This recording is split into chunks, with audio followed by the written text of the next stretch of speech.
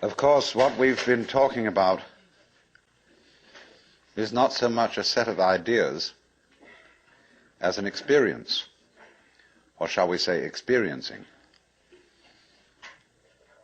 And this kind of seminar, in comparison with encounter groups or workshops of various kinds, or experiments in sensory awareness, is now being called a conceptual seminar. Although I'm not talking about concepts.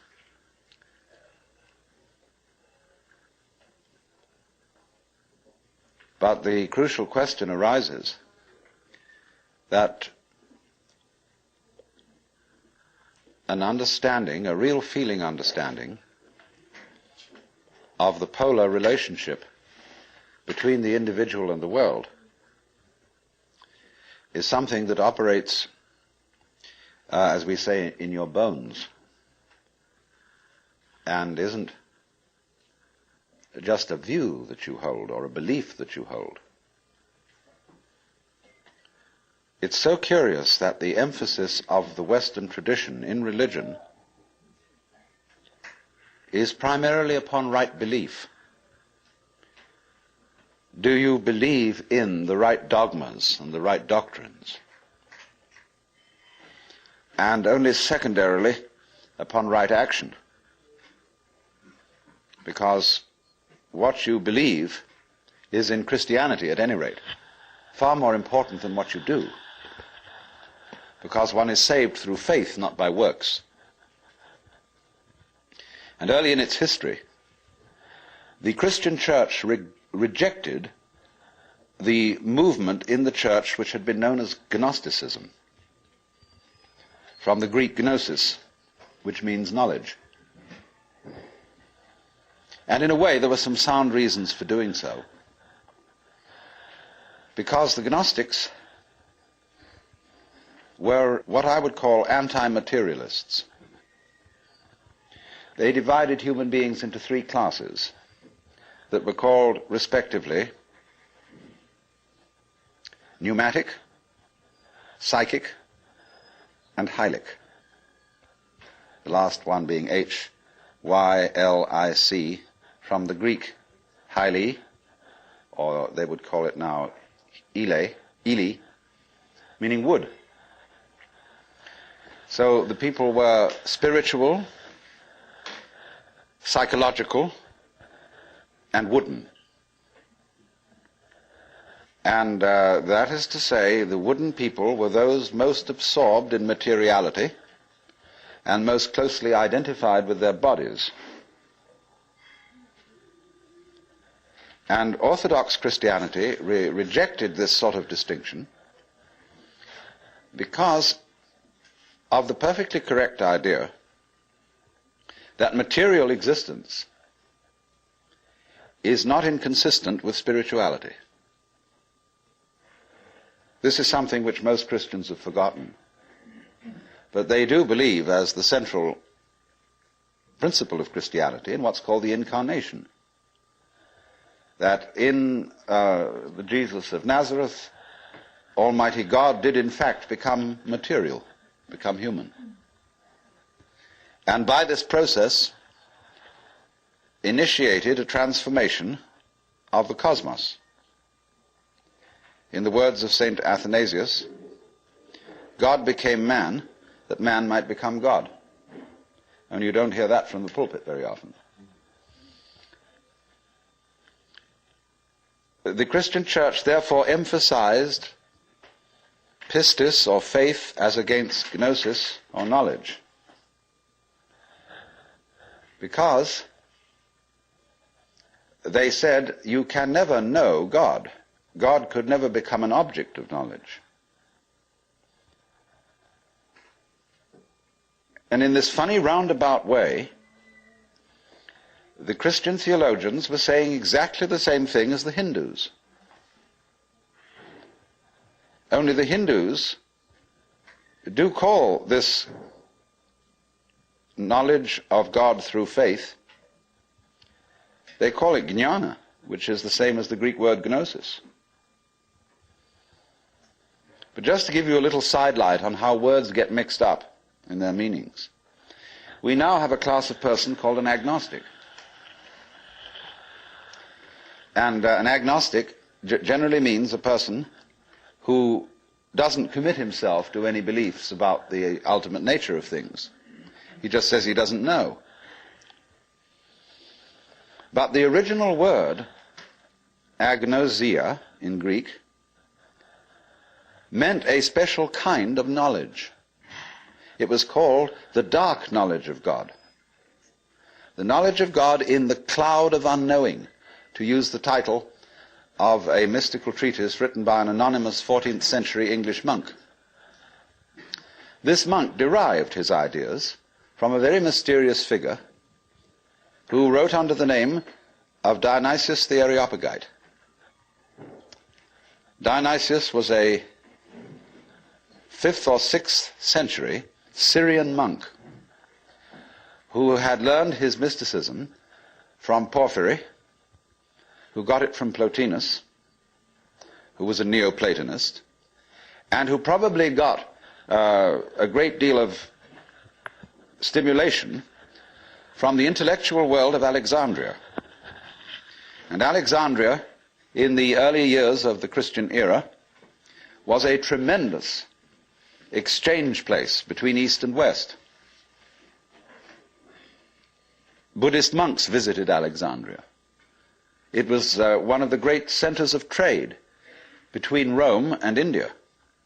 And as you may know, all Rome's gold eventually went to India for the purchase of pepper.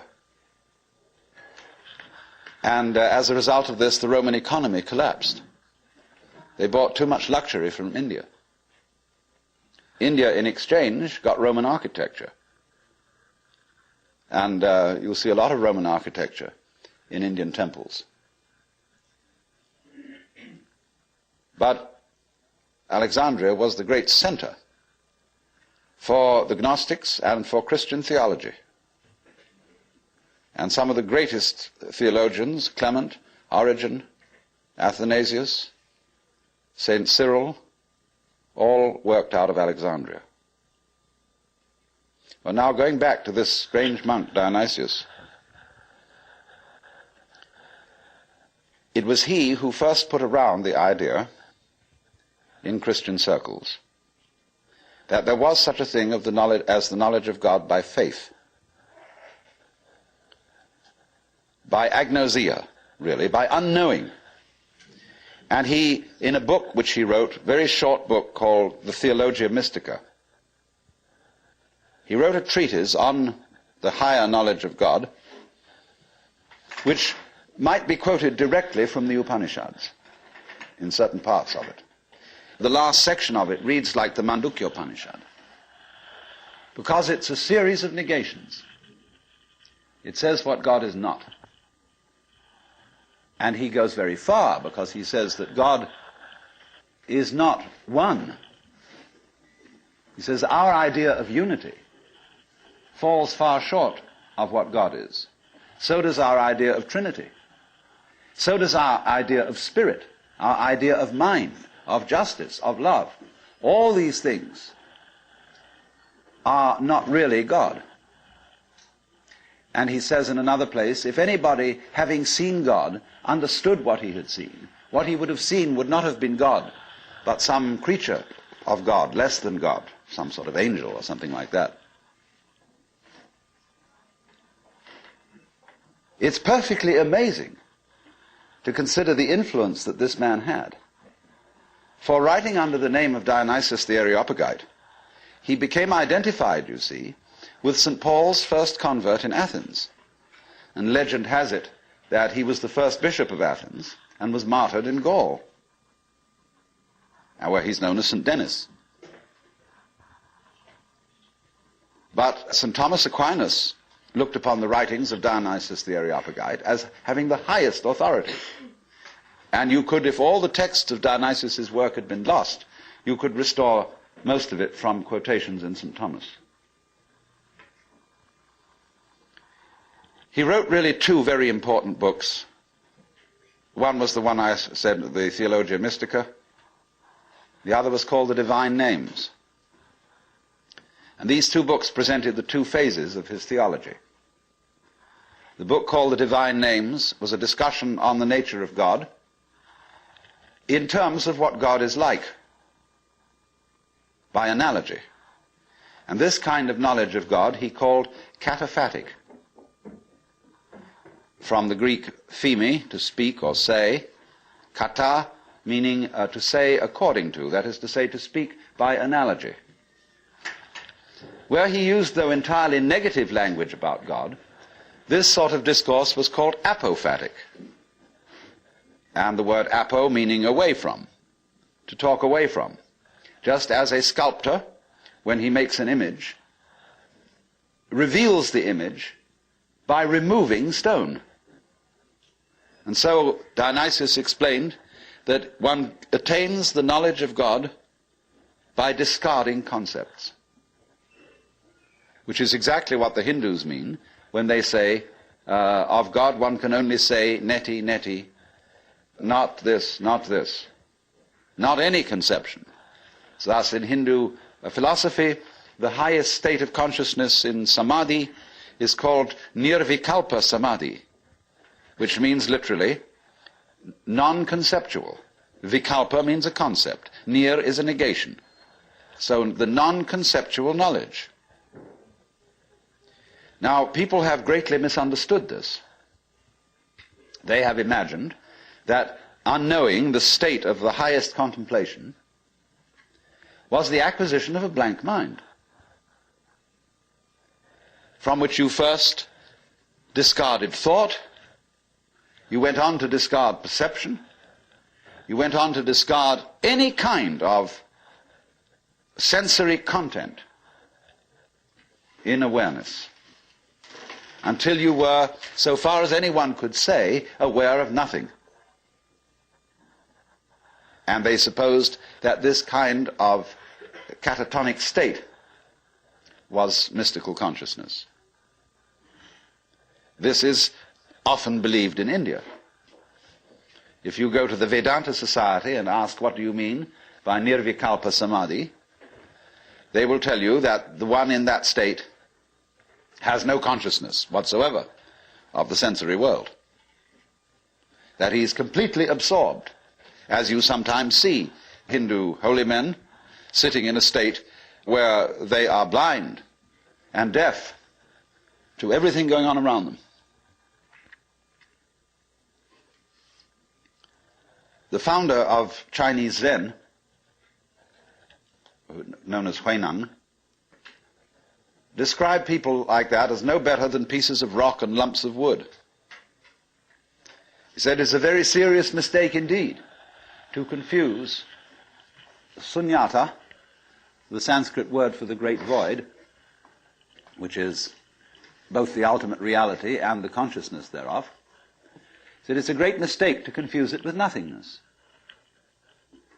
It is rather to be thought of as space, or like space, because space is not empty. It contains the whole universe. And so in the same way, the state of mind of a person who is truly enlightened is not empty. It contains everything. But like space, it is not stained by what it contains. And it's often said in Zen imagery, you can't hammer a nail into space. You can't spit on the sky and soil it.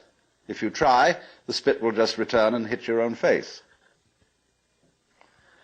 So they go on to say the consciousness in all of us, your basic mind is like space. It is completely pure. But of course by purity, they don't mean unsexual, which is of course what purity generally means in the Western world. Blessed are the pure in heart, for they shall see God. A person who's pure in heart is generally understood as one who never has any naughty thoughts. You know what naughty means? It means vain, negative, empty. a naughty person, therefore, is one who doesn't amount to anything, who's just nothing. That's the real meaning. But this misunderstanding of the nature of contemplation existed not only in India, from which it was transmitted to China, but also in the West. You read many treatises on Western mysticism, and there's still the feeling that getting into a deep, deep trance, sometimes called rapture, again, the word rapture has undergone some transformations. We talk about rapture as people being beside themselves with pleasure. But to be rapt means to be taken away from the body. So also ecstasy, we now interpret as meaning in a state of high pleasure. But it means to be outside yourself, to stand outside yourself. Your soul has left you, it is with God. As Arabs say of all crazy people, be kind to them. They're not here, their soul is with God. But actually, if it can be true, as Buddhists say, that nirvana and samsara are one, and if it can be true, as Christians say, that the spirit can be made flesh, the word can be made flesh, then obviously the highest form of man is not sitting in a trance like a lump on a log, with a perfectly blank mind. Because if that were the highest state of consciousness, it would be an exclusive state of mind, a state of mind that shuts out life. And in that sense, it could not qualify for being what the Hindus call non-dualistic. They always speak of the highest reality as being not one, because one excludes many. Not nothing, because nothing excludes something. Not being, because being excludes non-being, and vice versa. And so they use this word non-dual to mean that which doesn't exclude anything, which, as it were, has no outside. As we say, space has no outside. You can only have outsides inside space. You can't have any outsides outside space. There is no outside space, even though space may be curved and finite.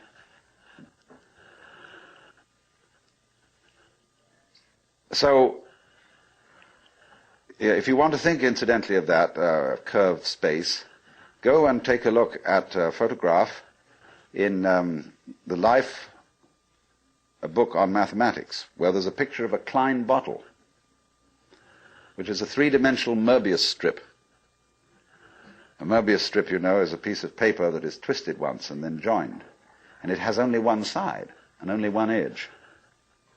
Now, a Klein bottle is a three-dimensional Möbius strip, and it only has one inside. It has no outside. You can say it has an inside and no outside, or it has an outside and no inside. It's a fabulous little trick. But there's something like that would be the nature of space, as that which does indeed transcend the opposites. Not quite. No, we'd have to do one extra move on a serpent to make it into a Klein bottle. You'd have to tuck its head through the side of its skin and make the aperture through the mouth continuous with the inside of the serpent towards the tail, you see. That's more or less what a Klein bottle is. So, what I'm getting to, I'm giving you something out of the general history of religions to show that what has been meant by the mystical state, the state of samadhi or awakening in certain traditions, is not this state of trance, but a state of consciousness in which you can perfectly well carry on your daily affairs. And of course, what is meant by a bodhisattva as the ideal type of Buddhist person is that he is not rapt, that he is actively engaged in the life of the world, because he has gone beyond the illusion that nirvana is to be found away from everyday life. So what is then the point of meditation? Why meditate? Why do you have to crawl off into a hole, or go to a Zen monastery, or retire and be quiet, when this is only a withdrawal? Is there anything to be said for it? Well, meditation is, in that sense, as a practice, as a discipline, is a very curious problem. Because from one point of view it's a help, and from another point of view a hindrance. And I think we have to understand, first of all, that meditation exercises are medicinal rather than dietary. The same could be said of LSD. A medicine, not a diet. Something that is described in Zen as when you want to open a door, or summon someone to open the door for you, you pick up a brick and you knock on the door, but you don't carry the brick into the house. When you need a raft for crossing a stream, you cross the stream on the raft, but you leave the raft on the bank at the other side. You don't go carrying it around. But a lot of people, when they get into meditation, or they get into religion, or into any kind of exploration of this sort, turn the door into a revolving door and keep on going round and round and round and never get through. They say, what a gas it is to be in this revolving door. So I think a good definition of a parasite is the person who goes through a revolving door on someone else's push.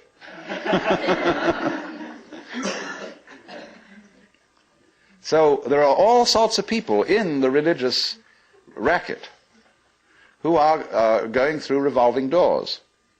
And they're very bitter about people who walk right through and leave the door behind, because they say, well, you haven't paid enough respect. You must really understand religious one-upmanship. It's a tremendously important thing. And don't be caught out by this, because what happens is there's a little game going on, which I'm going to initiate you into. And it's played in Zen, which is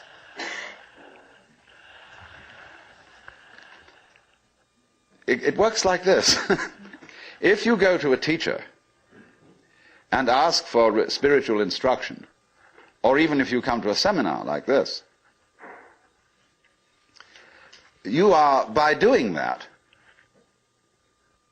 confusing yourself. Because you are looking for what you're asking for outside, as if someone else could give it to you, as if you didn't have it. So the teacher knows that as long as you do that, you haven't understood. But he doesn't just tell you to go away. Or we may sometimes just say, go away, I'm too busy. And in any case, I can't tell you anything. Well, people won't take that for an answer. They won't take no for an answer. And furthermore, if he just said go away, they would just find some other teacher who would exploit them and maybe keep them as followers for years and acquire a great deal of money by so doing. But what he does is another thing. He tries to give them the put down, as if to say, you have a great long distance to go yet. Your attainment is not at all perfect. And they're always talking about other sects and other schools and saying, well, they haven't really got the point, you see? So that you keep losing faith in yourself and feeling, my goodness, I haven't yet attained this thing. And that keeps you working.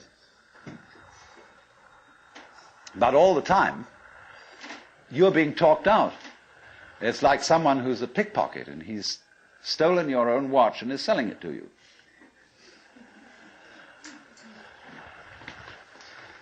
But just so long as you can be talked out of yourself, you deserve to be.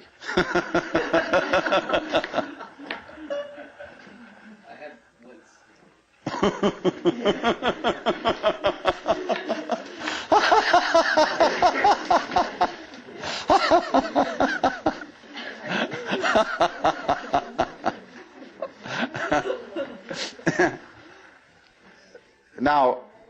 become very aware of this, if you ever do momentarily slip into some sort of mystical experience, you become aware of this tremendous gamesmanship going on. And you see it as sort of continuous with all sorts of cosmic games that are going on, of creatures eating other creatures up, and the creatures that get eaten, of course, transform themselves into the creatures that eat them, and then in turn eat other creatures. And you see the whole hide-and-seek game going on, and then you realize very clearly that the state of development that you are in now is no better and no worse than anybody else's state. Because it's like space again. Which planet is in, or which star is in the best position? Well, it's all equal.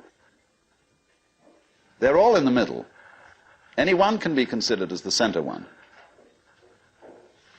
Any point on a sphere is the center of the surface of the sphere.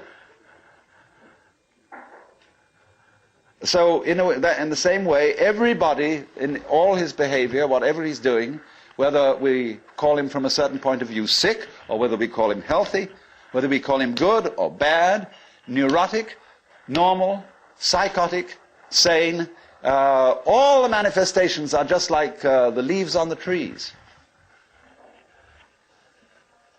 And in each being in a unique way is, as Christians would say, manifesting the will of God.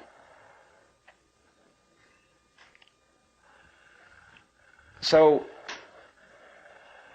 there really, from that point of view, you see, there is nothing to do to attain Buddhahood. Nothing at all. But you see, that's very difficult to understand, because a lot of people, when they hear that there's nothing to do, try to do nothing. And you can't. Because you are karma, and karma means action. You can't do nothing. But the thing you're looking for, or think you're looking for, is what you're doing. Is what's called you. Only, of course, as we all know, we've got ourselves into the idea that oneself is so difficult to see. Because it's like, as I've often said, trying to bite your own teeth or look into your own eyes, and you can't find it. It's always behind. It's like your head is, from the optical point of view, a blank space. Neither light nor dark. It's right in the middle of everything. And so, one of the great tricks of gurus is to set people looking for their heads. There's a famous story of a king in India in ancient times called Yajnadatta. And one morning he woke up and reached out for his mirror and brought it over. No head. He was looking in the wrong side of the mirror. And you know, he was kind of bleary-eyed and had a hangover. So he summoned servants and said, "Ye gods, I've lost my head. Find it." And they said, "But Your Majesty, it's there on your shoulders." He said, "It is not. I can't see it in the mirror. Nobody can show me my head." So they were rushing all over the place, looking for the head. Now the trick to that is, of course,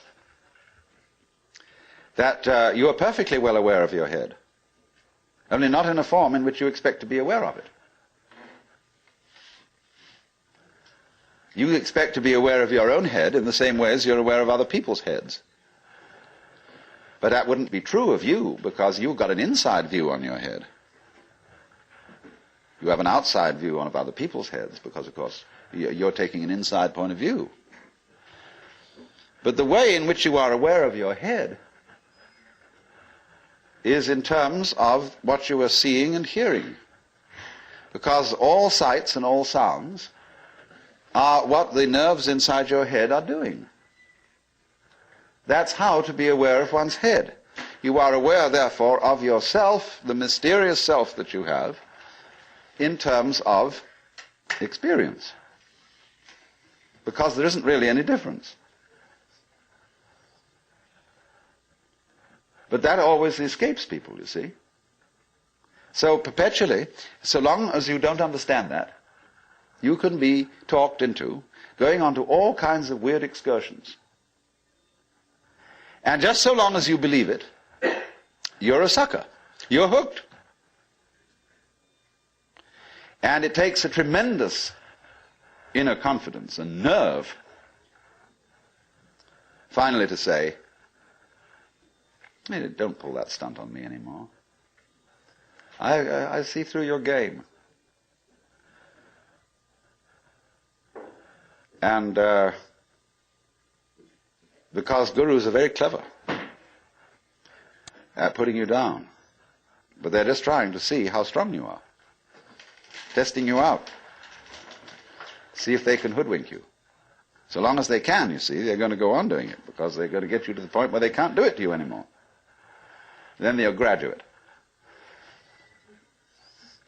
And so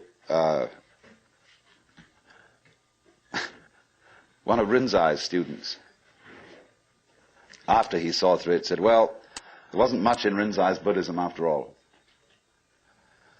Of course there wasn't. He said boldly and straight out, my teaching is just like using an empty fist to deceive a child. You know, when you play games with a child and pretend you've got something here, and the child goes into all kinds of tizzy to get you to open your hand and show what it is, and then there's nothing. Fooled. So you can be fooled, as long as you can be fooled. When you can't be fooled, you don't ask the question anymore, because it's all become clear. It's all become clear that there is no puzzle about this universe. What makes you think there are puzzles about this universe? Very simple reason. You're trying to explain it. And when you explain things, what do you mean by explanation? There are several meanings of explanation. There's really one basic meaning. But first of all, to be able to translate what is happening into terms of words or numbers. In other words, to describe. But a real explanation is not just a description. It's a description which enables us to control what we are describing. But didn't we see in the last session that to control the world is not really what we want to do?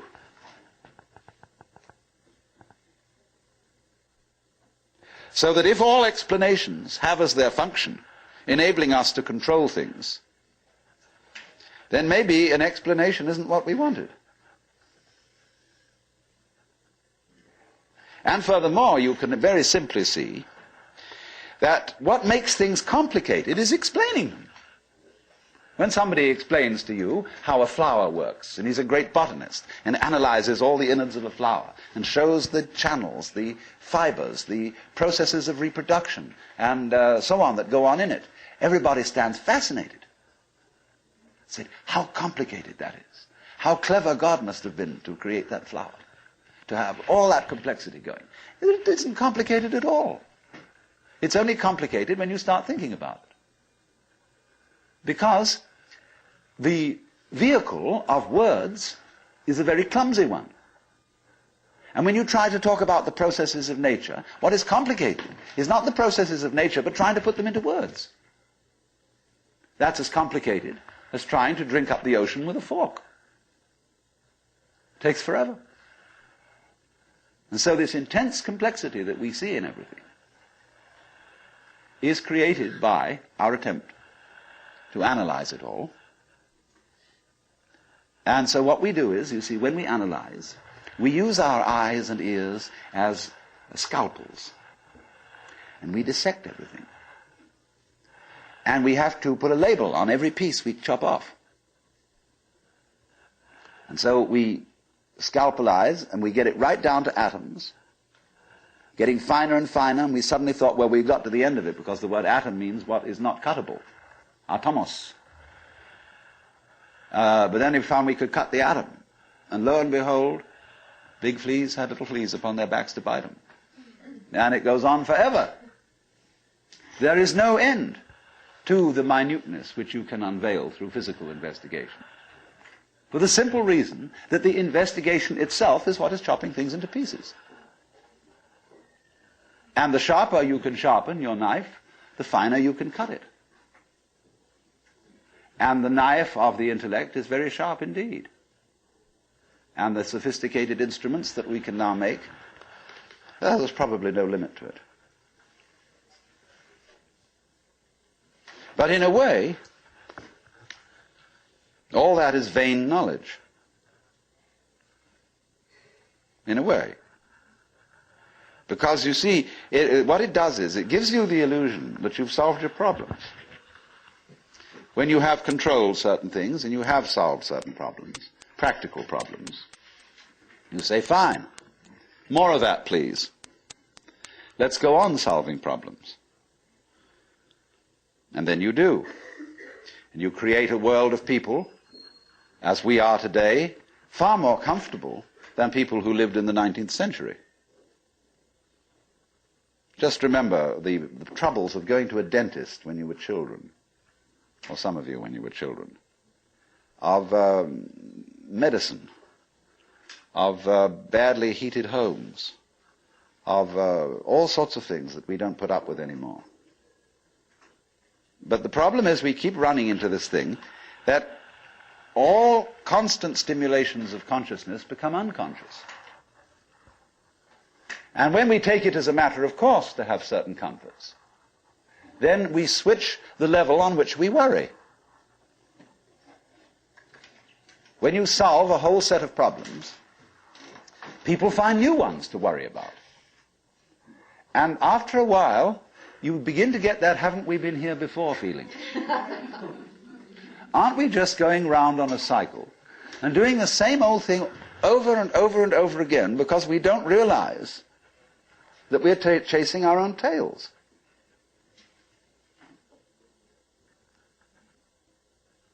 By an eternally recurrent process of not knowing who you are. That is the hide and seek. That is the nature of what the Hindus call the Manvantara and the Pralaya, the period of the Manvantara in which the worlds are manifested, and the period of the Pralaya in which the worlds are withdrawn from manifestation. In and out, in and out. Evermore came out by the same door as in I went. And the thing is, to get to the point where you can see that you are doing that in every moment of your existence, with every tiny little atom of your body, you now, at this minute, you see, are the whole system of inning and outing. In other words, you often think perhaps, maybe a long, long time ahead, I shall reach the point where I wake up from manifestation and overcome the world illusion and discover that I am the supreme reality behind all this diversification. My friends, there is no diversification.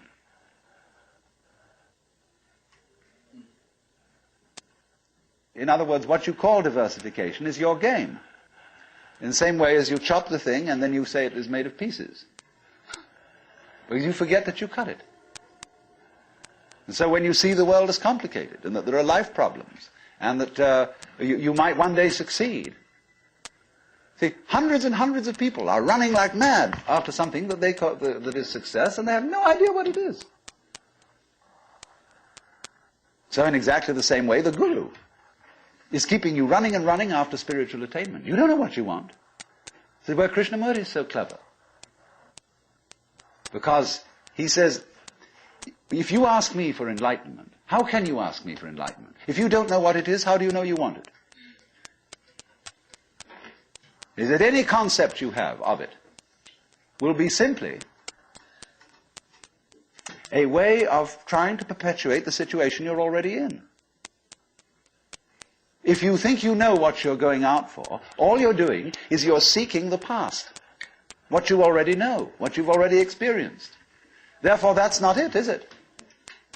Because you say you're looking for something quite new. But what do you mean new? What's your conception of something new? Well, you figure I can only think about it in terms of something old, something I once had. So he doesn't say anything. He doesn't indicate anything positively. Everybody says, why are you so negative? Why don't you give us something to hang on to? Well, the simple answer is it would be spurious. You don't need anything to hang on to. You're it. You don't need a religion. But then you say, well, what is all this religious stuff about then? Why don't we just forget it? You can try. By all means. Just go away. Don't go to gurus. Don't go to church. Don't enter philosophical discussions. Forget it. But then you'll realize that by having consented to forget it, you're still seeking. What a trap. What can you do? You see? If you stay here and listen to me or to anyone else who comes around here, you're fooling yourself. But if you go away, you're fooling yourself too. Because you still think that's going to improve your situation. It won't. And therefore, when you discover that it doesn't, you'll think, well, maybe it was a mistake to go away, and you come back to the guru. And he looks at you and says, you are very undisciplined, very inferior student. And you need to apply yourself. Well, as I explained what he's doing. But it comes down in a way to a sort of contest with the guru. You see? Will you call his bluff? You're afraid to. Because you might discover that if you do call his bluff, he's no better than you are. Well, that's what you're supposed to find out. But without being cynical about it. He's as divine as you are. But you've got to call the bluff. There's going to be a showdown. And it's a double bind. The whole situation's a double bind. Because it doesn't do any good to stay here, and it doesn't do you any good to go away. Either to do something about it or to do nothing about it.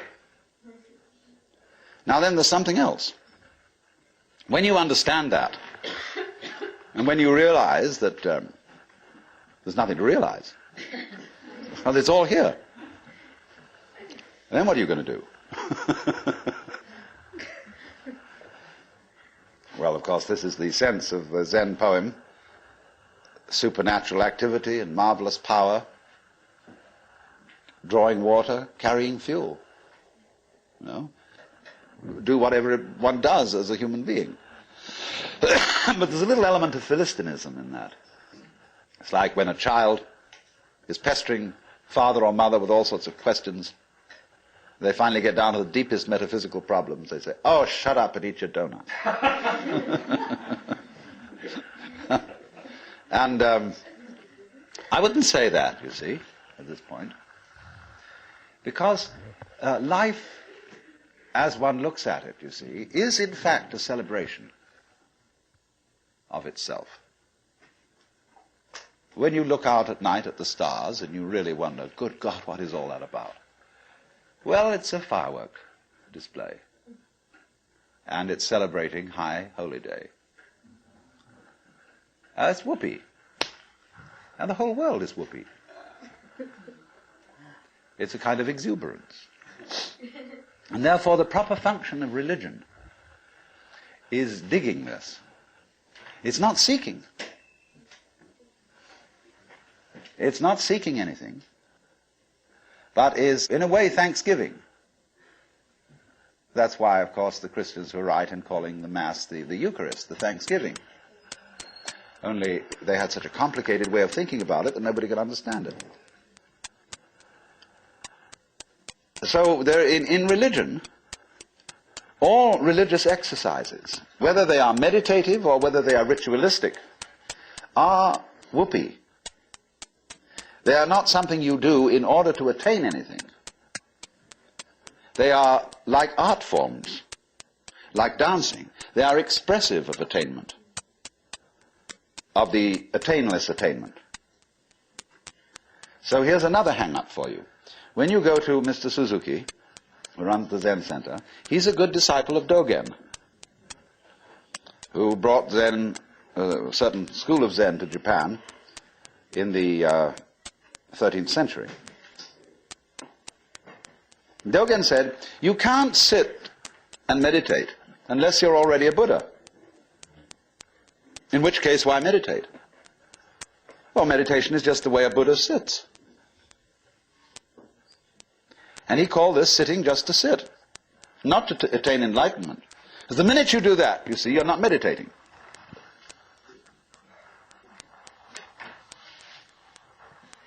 So you only become a good meditator if you're not looking for anything. Therefore, you realize what a great thing is to be able to. And what a great is to dissect old analytical int. To be able to look at the water or the trees, floor, and the light in front of you without calling it light or floor or trees. To be able to look at the water or the trees, floor, and the light in front of you without calling it light or floor or trees, or thinking that it has parts, or thinking that it's complicated. It isn't. So when you can sit without thinking,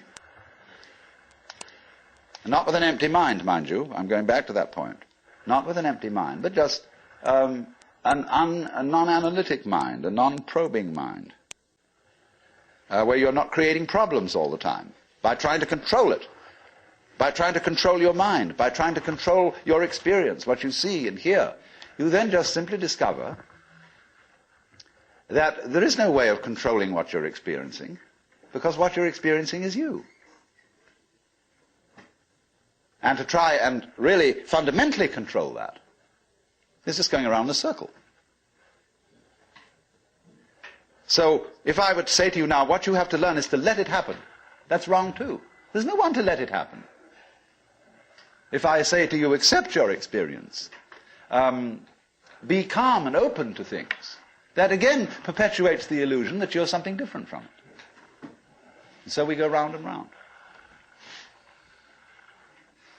But if there are some people who want to get together, and like we would get together to play poker, or to have a walk, go fishing, or sail a boat, if there are some people who want to get together to meditate, and to have rituals, and to chant, great. It's an art form. And you can only use it and make it a good art form if you're not using it to get something. And this is what really is the bane of temples all over the world. You go into Buddhist temples where they theoretically don't believe in any God.